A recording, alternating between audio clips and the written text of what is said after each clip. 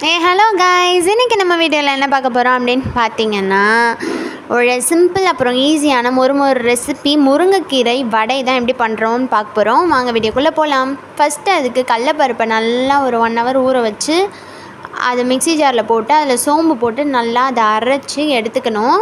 இப்போ பார்த்திங்கன்னா நல்லா அரைச்சி எடுத்தாச்சு. எடுத்ததுக்கப்புறமா அதில் நம்ம என்னென்ன ஆட் பண்ண போகிறோன்னா ஆனியன், அப்புறம் க்ரீன் சில்லி, அப்புறம் நம்ம கழுவி வச்சுருக்க முருங்கைக்கீரை அது எல்லாத்தையும் ஆட் பண்ணிவிட்டு ஃபஸ்ட்டு ஒரு பிசைஞ்சு வச்சுக்கலாம்.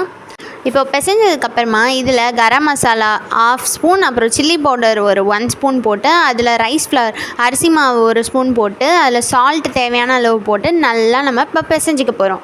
இப்போ பார்த்திங்கன்னா நல்லா பிசைஞ்சாச்சு. இப்போது நம்ம அடுப்பை ஆன் பண்ணி எண்ணெய் காயிற வரைக்கும் வெயிட் பண்ணதுக்கப்புறமா வடையை அழகாக தட்டி போட்டுடலாம். வடையை தட்டி நம்ம போடுறப்போ சிம் பண்ணிக்க வேண்டியதான். இப்போ பார்த்திங்கன்னா வடையை தட்டி போட்டாச்சு. இப்போ மொறுன்னு முருங்கைக்கீரை வடை ரெடி ஆகிடுச்சு. சின்ன பசங்களுக்கு முருங்கைக்கீரை வெறுமனையாக சாப்பிட பிடிக்கலன்றப்போ இந்த மாதிரி ஸ்நாக் வடை அந்த மாதிரி பண்ணி கொடுத்தா யம்மியாக சாப்பிடுவாங்க. நீங்களும் இந்த மாதிரி ட்ரை பண்ணி பாருங்கள். லைக் பண்ணுங்கள், ஷேர் பண்ணுங்கள், சப்ஸ்கிரைப் பண்ணுங்கள். நம்ம அடுத்த வீடியோவில் பார்க்கலாம். பாய்.